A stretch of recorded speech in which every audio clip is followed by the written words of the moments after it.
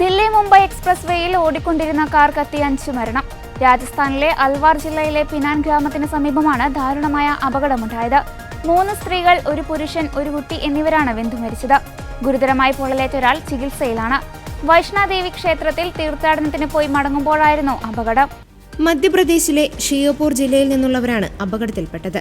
അഗ്നിശമന സേന സ്ഥലത്തെത്തി 15 മിനിറ്റിനുള്ളിൽ തീ നിയന്ത്രണ വിധേയമാക്കിയെങ്കിലും അപ്പോഴേക്കും കാർ പൂർണ്ണമായി നശിച്ചതായി additional police superintendent Priyanka Raghuvanshi പറഞ്ഞു. CNG വാഹനമായതിനാൽ തീ വേഗത്തിൽ പടർന്നു.